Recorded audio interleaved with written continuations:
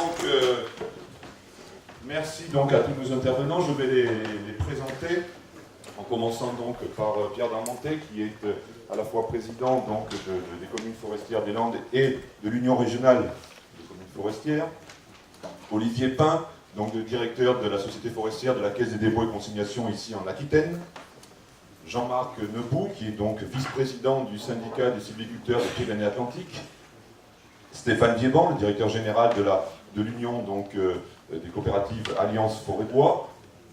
Michel Bazin, qui est le vice-président des entrepreneurs de travaux forestiers d'Aquitaine.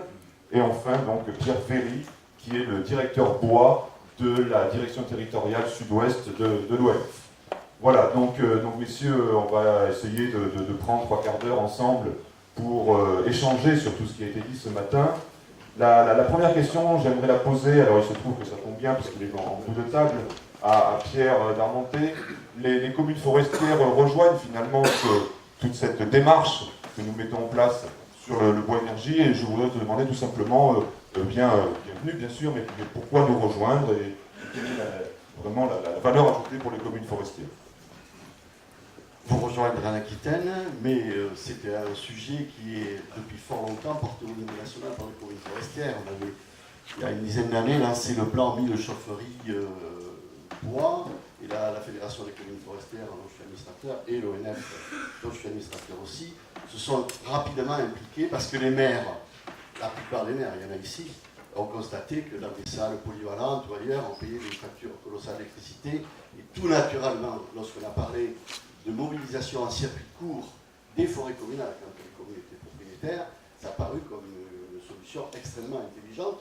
Donc on a essayé de promouvoir, vous avez parlé, M. Bonquin, tout à l'heure, des projets dans le Cantal, sur la Goule, mon ami Francis Cross, elle a lancé un réseau de chaleur important. On est porteur depuis fort longtemps. Par manque de temps, il y a tellement de choses à faire sur ce massif aquitain. C'est vrai qu'on est venu vers vous un peu tard. Parce que, comme l'a dit Arnaud tout à l'heure, dans les Pyrénées-Atlantiques, où il y a 30% de forêt publique, alors qu'il y en a 10% sur le massif aquitain, il y avait une forte pression.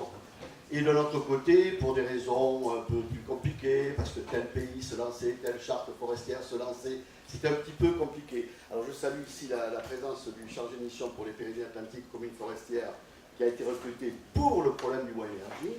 Donc, c'est la forêt montagnarde qui nous pose en effet le gros problème, on commence à mobiliser du hêtre, mais on est évidemment avec vous sur ce sujet du bois énergie. Simplement un petit bémol, mais on y reviendra tout à l'heure. L'habitude fonctionnalité, je pense que mon collègue de l'ONF la développera. Nous, on a une mission, c'est on ne peut pas faire une forêt industrielle cultivée avec des courtes rotations. C'est pour ça que nous avons clairement rappelé nos ambitions en la matière. Nous voulons, le bois ne permet pas de mener au niveau national la politique forestière, nous voulons faire rémunérer la qualité des eaux. Et je dis attention, nous ne nous mettons pas les balles dans le pied avec des sylvicultures trop intensives qui relanceraient, à mon sens, inutilement des polémiques avec ceux qui pourraient nous lâcher quelques crédits. Merci donc Pierre pour cette franchise. Et on parle beaucoup de Pyrénées-Atlantiques. Je vais tout de suite passer la parole à Jean-Marc pour nous dire justement ce que le syndicat des sylviculteurs des Pyrénées-Atlantiques prévoit pour faire face donc à la demande a priori importante et quels sont ses projets actuellement. Merci Roland, bonjour à tous. Vaste chantier que celui que tu viens d'ouvrir là. D'abord partons d'un constat. Quand on fait de la communication, il y a le verre à moitié plein, il y a le verre à moitié vide. Si l'on tient compte que dans le 64, tout ce petit monde de la forêt et de la filière autour vivait dans une relative atonie, on peut considérer que l'arrivée annoncée réelle du projet Biolac et celle potentielle de Charmont relève de la bombe. Alors la bombe conventionnelle ou nucléaire, vous jugerez par vous-même. Mais enfin, on produit chez nous 175 000 tonnes de bois bûche par an, 75 000 à peu près sortent de la forêt privée. On nous parle d'en rajouter 75 000, et puis c'est pas demain, c'est hier, puisque c'est pour 2016. Donc on est là dans des situations qui imposent, à mon sens, d'ouvrir les yeux et de lancer des actions un peu collectives. permettez-moi de souligner quand même que l'arrivée de ce potentiel de ces industriels, du point de vue du syndicat, elle est quand même, elle survient dans une espèce de désert dans lequel on cherche quand même les mesures structurantes d'accompagnement, des choses qui relèvent un peu de l'économie et de la macroéconomie. Et donc, je crois qu'il y a une responsabilité collective et une dynamique collective à trouver. Et donc, eh bien, écoutez, très modestement, le syndicat s'occupe de cela. Il s'occupe de cela d'abord sur le bois énergie, puisque c'est le sujet du jour. On a mené le 8 novembre à Lac, pour ceux qui étaient, nombreux d'entre vous étaient présents, il y avait un peu plus de 250 personnes dans l'assistance. De mémoire de sylviculteurs basques et béarnais, il y avait longtemps qu'on n'avait pas rempli une salle comme ça sur un sujet qui relevait du bois. Tant mieux. Mais il ne faut pas que ces choses-là restent lettres mortes. Il faut qu'on aille au-delà. Un certain nombre de propositions ont été faites en séance par notre président. D'aucuns le connaissent, M. Madéo. Il regrette de ne pas être ici, à ma place aujourd'hui, bien sûr. Mais on a proposé, par exemple, d'évaluer la réserve réelle dans les Pyrénées-Atlantiques face aux projets industriels importants qui se profilent. Parce que je vois le président de Charmont en face de moi. Je vous ai parlé de 80 000 tonnes pour la bombe Biolac à 80 000 tonnes an. Mais si on y rajoute la bombe Charmont, plus 120 000, on est à 200 000 tonnes an. Par rapport aux 175 000 tonnes que les Pyrénées-Atlantiques produisent au total chaque année en ce moment, vous voyez qu'il y a, on appellera ça un gap, gentiment. Voilà. Donc ce gap, il faut essayer de le franchir tous ensemble. Donc il faut mobiliser les pouvoirs publics, les collectivités territoriales, les collectivités locales. Et puis il faut mobiliser aussi les sylviculteurs. Aide-toi, le ciel t'aidera. Il faut que l'on prenne résolument notre avenir en main. Il y a 55 000 propriétaires dans 64. Je ne vous parlerai pas du taux de syndicalisation absolument catastrophique, mais enfin ça, on vit très bien avec. Mais n'empêche, 2,60 hectares de moyenne des propriétés, ça ne me paraît pas du tout à la mesure des enjeux de rationalisation, de mécanisation. On ajoute chez nous un peu de pente. Hein. On sait dans quelle direction on marche en fonction de la hauteur du pied droit par rapport au pied gauche. Et donc tout cela, eh bien, écoutez, il faut se mettre au travail. Le syndicat s'y est mis. Le syndicat s'occupe des sylviculteurs. Le syndicat a mis ses commissions, ses projets de commission en place. Une commission sur la réserve du bois, je rappelle, pour évaluer ce qui est réellement disponible, parce que personne ne sait. Personne n'est capable de vous dire, Monsieur Charmont, Monsieur Sylvestre, pardon, je fais exprès, n'est capable de vous dire que vous aurez 120 000 tonnes par an pendant 20 ans sur le département. C'est malheureux, mais c'est la situation qui prévaut actuellement. Et puis, deuxième chose aussi, une commission sur l'état des lieux. Et au-delà de l'état des lieux, il y a des phénomènes d'acceptabilité de ces projets bois-énergie dans une région comme la nôtre. Le frein que représente le morcellement. Les propriétaires, ils vont mobiliser le bois ou pas? L'acceptabilité sociale, l'acceptabilité écologique. Et puis, il faut arrêter de pondre des arrêtés pour que les camions ne circulent pas. On va pas y arriver.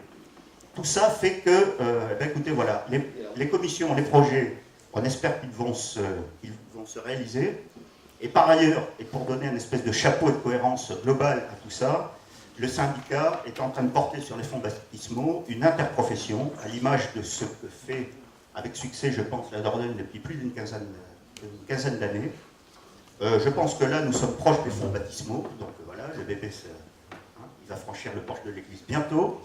Mais on en a besoin parce que y a tout à faire là-dedans, à commencer par l'image du bois. Dans le 64, on rigole quand on dit que, alors que vous connaissez la surface de notre étré, on rigole quand on entend que d'aucuns ne souhaitent pas se faire enterrer dans un cercueil en hêtre. Alors, vous me direz, voilà, le mérin c'est bon pour la vie, mais le hêtre, ça doit être bon pour la mort. Je vais arrêter là en souhaitant longue vie à tous ces projets et surtout profiter de ce train du bois énergie qu'on doit transformer non pas en Micheline, mais en TGV pour tirer toute la filière, repeupler ces taillis dépérissants de châtaigniers, en faire des outils de production économique dynamique, et puis, voilà, mobiliser du bois. Et je rappelle, pour terminer, que je vais faire sourire des personnes dans l'assistance. Il y a autour du 64 des départements périphériques qui s'appelle Dans l'Aquitaine. Et autour du 64, je voudrais dire simplement que le bois énergie, il faudra arroser. Il faudra arroser un peu le propriétaire, donc lui donner quelques euros pour le motiver, parce que à 2 hectares, 1 hectare, 5000 m², s'il n'a pas un peu, il ne fera rien. Et puis aussi, il faut arroser un peu le 64 dans les arbitrages financiers qui ne manqueront pas de se tenir bientôt, parce que, écoutez, on est en train de relever la tête, c'est pas la peine de nous foutre un coup de massue. Merci.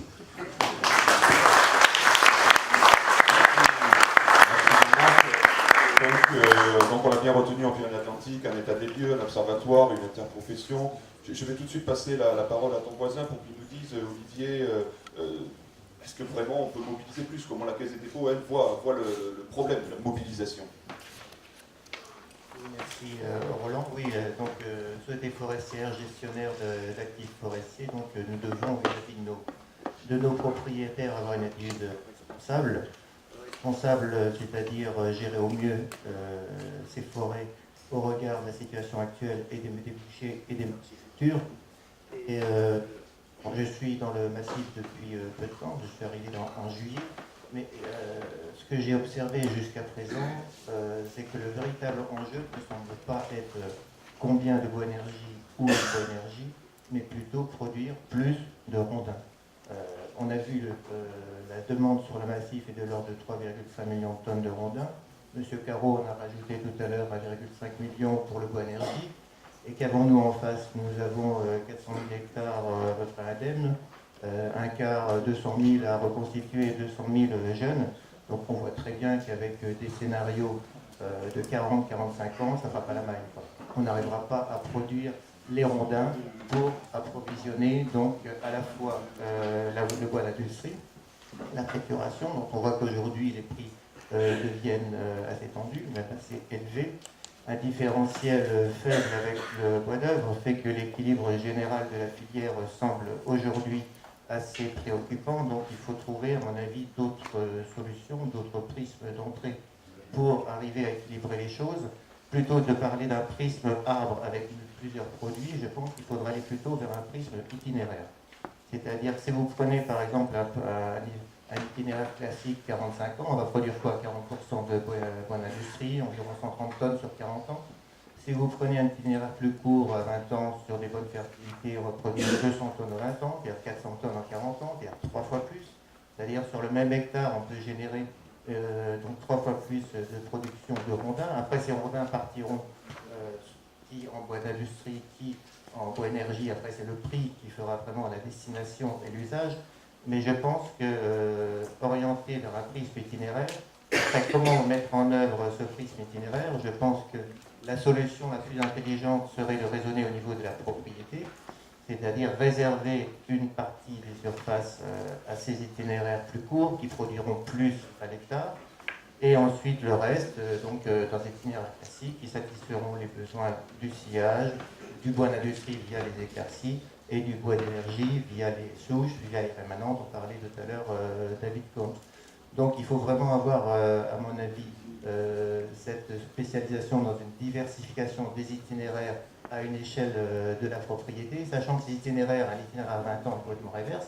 Si on fait l'éclaircie à 15 ans, après on repart sur des itinéraires classiques, et inversement, un itinéraire classique peut ensuite être raccourci aux besoins, donc sans surcoût au départ, sans surcoût de plantation, avec un itinéraire purement classique, mais en dédiant des surfaces avec une meilleure rentabilité, on peut obtenir, je pense, le levier de mobilisation qui peut répondre à la fois aux besoins de l'industrie, tout en satisfaisant les grands équilibres du massif. C'est ce que nous réalisons actuellement sur les PSG de la Compagnie des Landes. On est en train de réserver environ un tiers des surfaces à ce type de sylviculture plus courte. Et Roland revient passer nos nouveaux plans simples de gestion. C'est aussi cette orientation. Je pense que ça peut arriver à la fois contenter la demande actuelle et les grands équilibres de la filière. Merci Olivier. Après cet avis donc, des propriétaires, finalement, je voudrais poser la question à Michel Bazin, donc, qui représente les ETF. Est-ce que donc, on parle de nouveaux itinéraires, on parle donc de mobilisation, est-ce que dans tes adhérents ETF, en Aquitaine, eh bien, il y a une réflexion qui est portée à ces nouveaux itinéraires, comment on voit les choses, comment se prépare l'avenir. Bonjour à tous. Oui, évidemment, même au-delà des adhérents des ETF d'Aquitaine, tous les entrepreneurs sont très vigilants sur ce qui va se produire sur cette filière. Elle apporte une diversification de l'activité, une diversification avec des horizons quand même très citrés, très visibles. Donc pour les entrepreneurs, c'est évident qu'aujourd'hui, c'est quelque chose qu'il faut mettre en place. Il faut pas hésiter d'abord à réfléchir vraiment de quelle manière on peut aborder tous ces types de chantiers, toutes ces types d'activités. C'est pour ça que les chantiers MovaPro qui vont arriver là vont être des références pour nous, puisqu'ils vont nous permettre en fait de mieux maîtriser les méthodes, les coûts, les investissements, parce qu'il ne faut pas partir n'importe où et n'importe comment dans les investissements. On voit qu'aujourd'hui, on sait la réactivité des entreprises vis-à-vis de la mécanisation, l'investissement. On sait que là-dessus, il n'y a aucun doute qu'on va trouver des gens qui vont investir réellement. Il faudra être prudent. Donc là aussi, là où l'entrepreneur peut intervenir, c'est sur le relais qu'il représente vis-à-vis de sylviculteurs. Comme disait Olivier Pern, il est, je pense, essentiel, notamment la structure de la forêt aujourd'hui et chez le propriétaire. On voit bien que le revenu aujourd'hui sur le bois d'œuvre a pris un sacré coup. Il serait idiot de ne pas proposer à des propriétaires sylviculteurs la mise en place d'une dynamique bois-énergie. La proportion, je ne la connais pas. Je ne sais pas si c'est 10, 15, 20, 30%, mais il est clair qu'il est nécessaire d'inciter le propriétaire à aller dans ce sens-là. Après, sur la mobilisation, je voulais faire une petite parenthèse sur la mobilisation des souches. Aujourd'hui, on est en train de mettre en place une filière qui s'est bien structurée. Elle s'est structurée pourquoi? Parce que derrière, il y avait des gens qui en avaient besoin de cette matière, qui s'en sont servis, qui l'ont utilisée. Ça a été une opportunité. Aujourd'hui, cette mobilisation, il ne faut pas se le cacher, si elle est payée aujourd'hui par les subventions dans le cadre du nettoyage de la tempête. La question qu'on va se poser, c'est que moi je vois bien tout ce qui se produit en forêt, mobiliser des souches, les désabler, les faire sécher, les broyer, ça a un coût. Est-ce qu'à un moment donné, la matière qui arrivera dans les industries, est-ce qu'elle ne sera pas trop chère vis-à-vis d'autres produits, d'autres combustibles? Alors, si MovaPro, je pense, va nous aider à travailler sur ça, je pense qu'il faudra qu'on soit très vigilant. Et puis après, il y a une chose qui me paraît essentielle dans toute cette activité, c'est qu'il faut qu'on travaille de concert, tous, entre les producteurs, les mobilisateurs et les industriels, pour que vraiment, et ça a été dit, je crois, tout à l'heure par Emmanuel Lemondron, on ait un parcours gagnant, que tous s'y retrouvent dans ce parcours. Merci Michel. Donc Pierre, puisque tu es à côté, je te pose un peu la question dans la même lignée en tant que forêt publique. Est-ce que là aussi il y a une démarche volontaire de prise en main, de prise en compte de ces itinéraires? Comment la forêt publique voit les choses? Bonjour, donc la première chose que je dois faire, c'est rebondir sur la perche qui m'a été tendue par M. Darmenté sur la multifonctionnalité de la forêt. Effectivement, le credo de la forêt publique, c'est la multifonctionnalité. Donc la multifonctionnalité de la forêt publique, on pense à l'accueil avec ici les forêts dunaires, mais dans le 64, les pistes aussi pour aller se balader, faire du ski, faire du vélo, les pistes forestières. On pense à l'environnement, on a parlé beaucoup de fertilité, on a parlé un peu moins d'écosystèmes au sens large. Mais la forêt publique, c'est aussi une forêt de production. Et donc ça, il faut le noter. On met sur le marché du bois. Et notre objectif, c'est de mettre sur le marché du bois aussi bien pour les industriels et pour les énergéticiens que pour le sillage.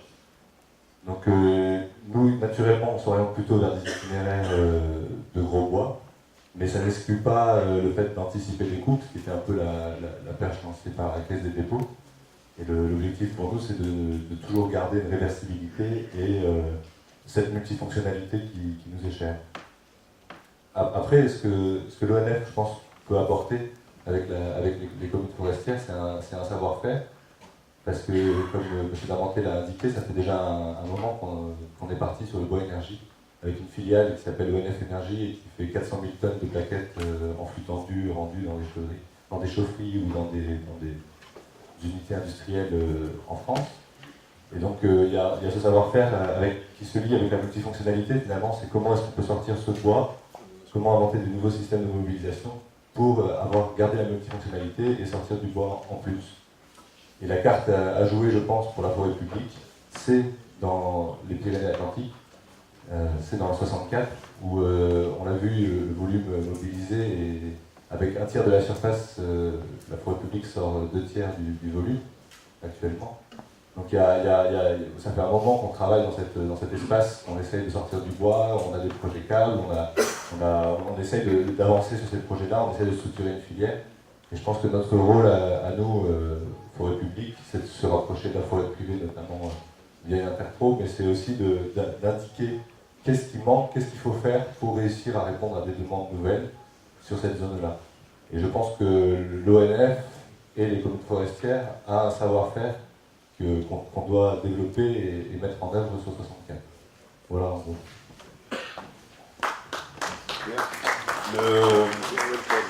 Et l'organisation de producteurs, donc je vais finir ce premier tour de table de façon à donner la parole à tout le monde. L'organisation de producteurs Alliance, donc Stéphane, bien sûr on sait donc la place de la coopérative, avec des relations contractuelles sur la balle, avec des relations avec ses coopérateurs. Comment donc est envisagé ce nouvel avenir, cette nouvelle mobilisation?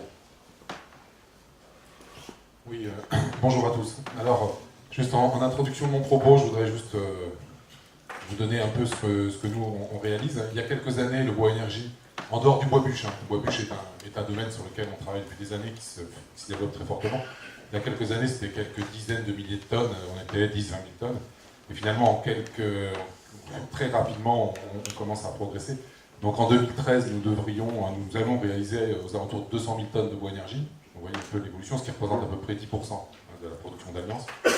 Et en 2015, nous devrions doubler la production pour répondre aux enjeux industriels et puis également, on l'a rappelé, politiques. Parce que ce n'est pas nous qui avons décidé de retenir les projets creux et de mettre en place les appels d'offres. Donc je crois qu'il y a aussi un moment un projet national et un projet politique sur lequel on s'inscrit pas. Mais en tout cas aujourd'hui, des choix ont été faits, les industriels investissent, donc il faut aussi être à la hauteur de ses responsabilités. Alors au niveau contractuel, pour nous il y a deux relations contractuelles, il y a une relation contractuelle avec les clients et puis avec nos adhérents. Alors au niveau des clients, on nous demande, alors ce qui est assez nouveau pour nous, c'est qu'on nous demande de nous engager sur des termes, on parle de 3, 5, même voire certains industriels nous demandent de nous engager plus loin que ça. Donc aujourd'hui, les contrats les plus longs qu'on a pu signer, c'est 5 ans. 5 ans, c'est très long. Quelle sera l'évolution du marché dans 5 ans? S'il y a quelqu'un qui sait répondre, ça m'intéresse. Mais on ne sait pas. Donc c'est déjà nouveau. C'est également répondre dans des conditions différentes en termes d'unités. On parle de kilowattheures, on parle plus de stères, de tonnes, de mètres cubes. Donc ça aussi, c'est important.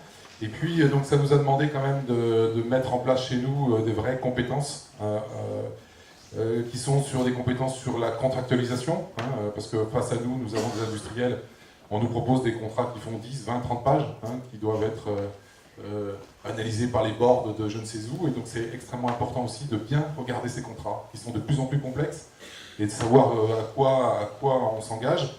Ça nous demande aussi des compétences en termes de récolte, on l'a vu avec le témoignage de David tout à l'heure, des évolutions techniques majeures qu'il va y avoir à mettre en place, donc à la fois sur les cultures dédiées, mais bon, on ramasse des choses qu'on ne ramassait pas avant, dans des secteurs aussi sur lesquels il va falloir se pencher, dans des zones plus complexes en exploitation, on parle évidemment on le rappelait, sur les Pyrénées-Atlantiques, mais d'autres secteurs, sur des taillis dépérissants de Dordogne, sur des petites parcelles, etc. Donc il va falloir aussi mutualiser, c'est un des objectifs, c'est de regrouper les chantiers.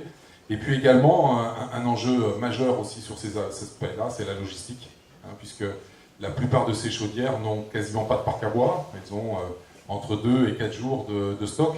Donc vous imaginez un grand week-end, ça veut dire qu'il faut être extrêmement réactif. On ne peut pas se permettre d'attendre. Il n'y a pas de parc à bois dans les chaudières. Donc il va falloir réagir différemment de ce qu'on peut faire pour alimenter une scierie ou pour alimenter une industrie qui a toujours au moins quelques jours, quelques semaines, voire quelques mois de stock. Et donc ça, c'est aussi un enjeu complètement différent. Il va falloir, par rapport à tout ça, mixer les matières. Hein. Donc les matières, on en parlait tout à l'heure, hein. Il y a les souches et les rémanents.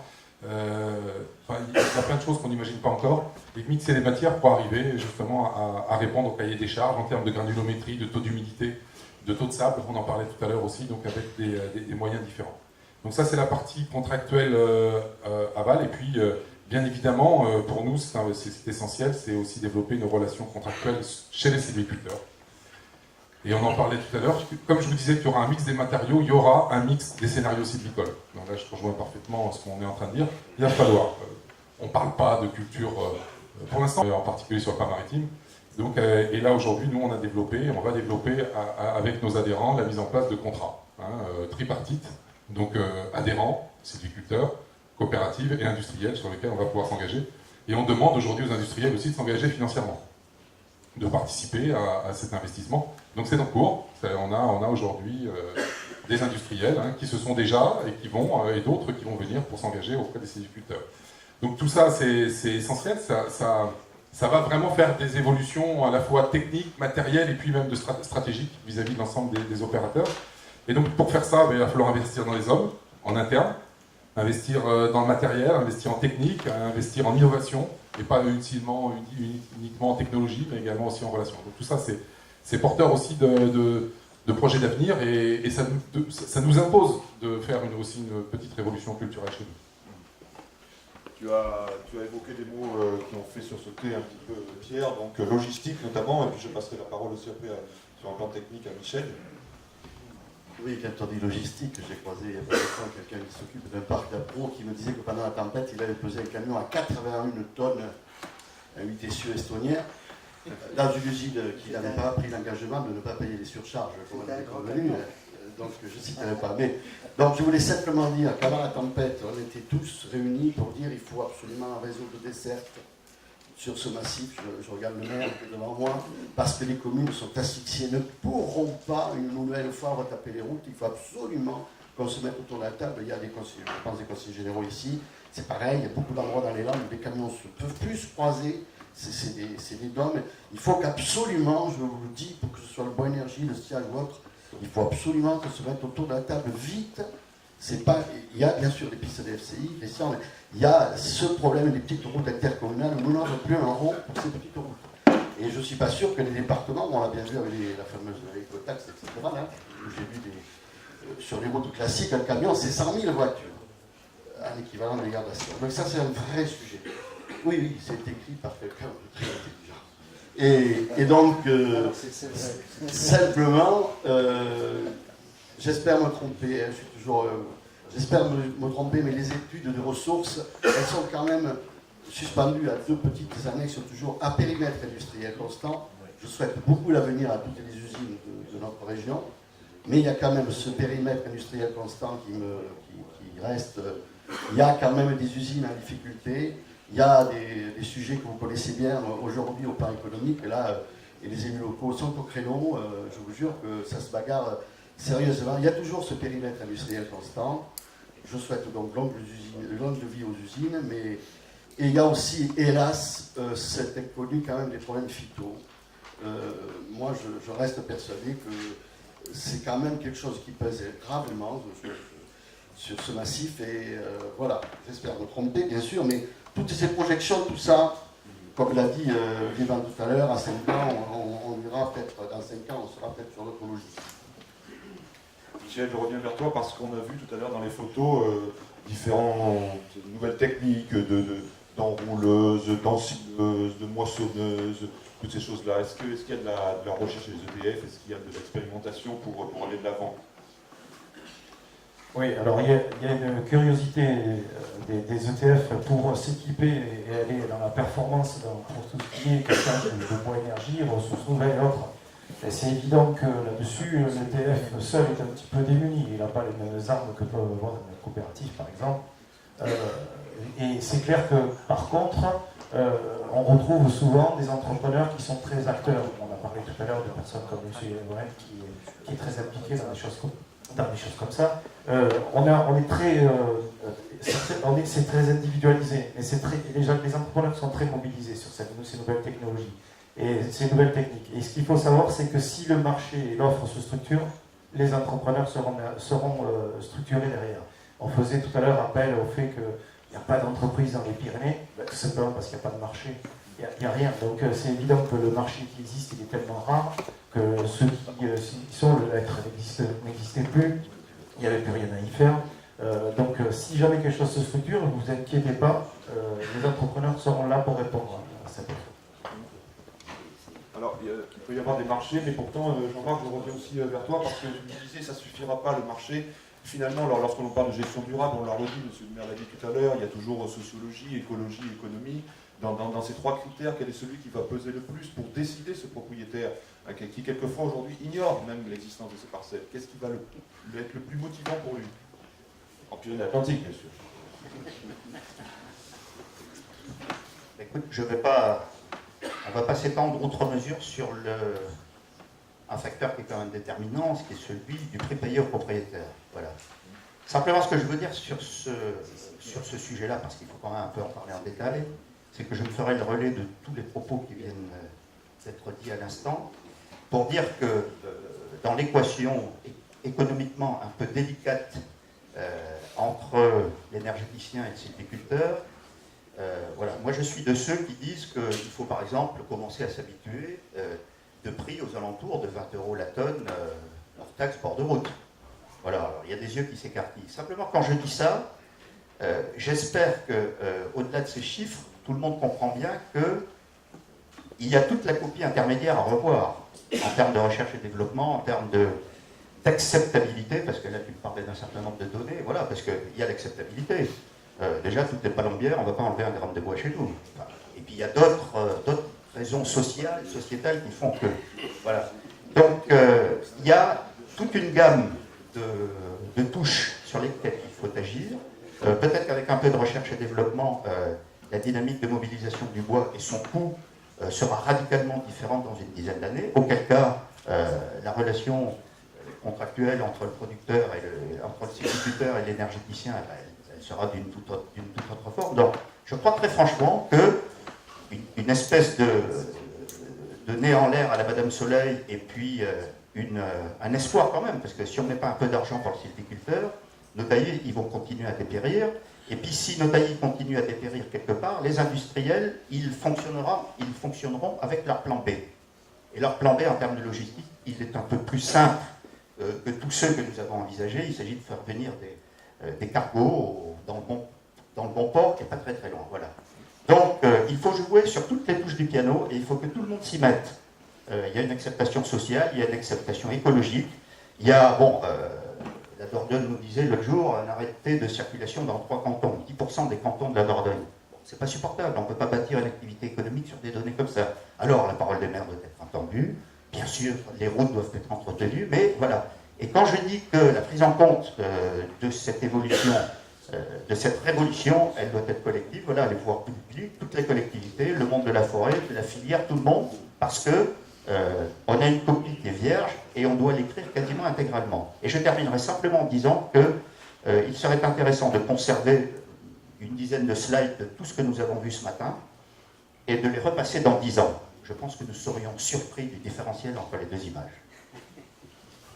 Merci. À propos de bateaux et d'importation, il y avait lundi au quai de Bassins un bateau de granulés en provenance du Portugal.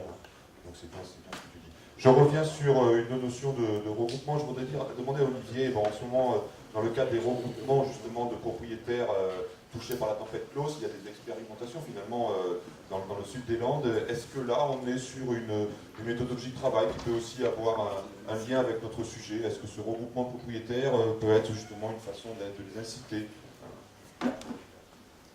Oui, actuellement, donc, il y a des expériences sous l'égide et avec le concours du Conseil général des Landes. Donc, il y a différentes formules, il y a les OGEC, il y a les ASL, et il y a aussi donc, un petit objet un peu particulier qui est le GFAR, qui est un groupement forestier dont les statuts autorisent le propriétaire à repartir avec ses parcelles. C'est-à-dire, en fait, le propriétaire amène sa parcelle donc, en apport, qui s'est converti en part dans le groupement forestier. La parcelle ensuite est reconstituée. Bien sûr, toutes ces différentes structures permettent à des petits propriétaires d'accéder aux aides auxquelles ils n'ont pas le droit, étant donné leur taille.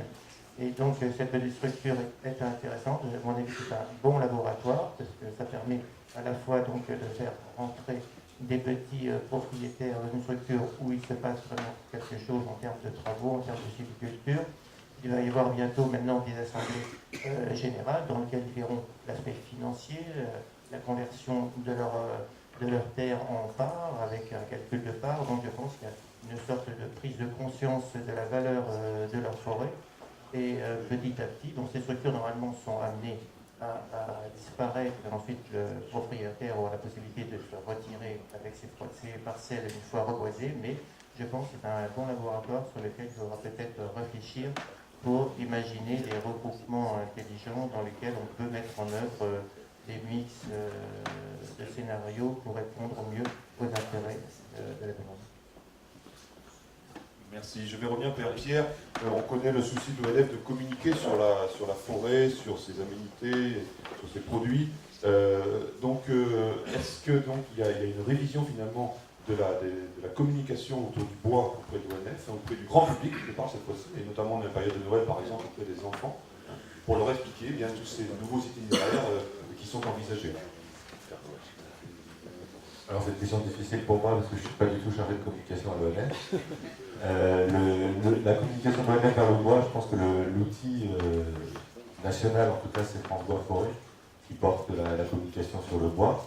Après, la communication plus locale sur les itinéraires, je pense que nous, on a une vitrine évidente qui est les forêts littorales où circule beaucoup de monde.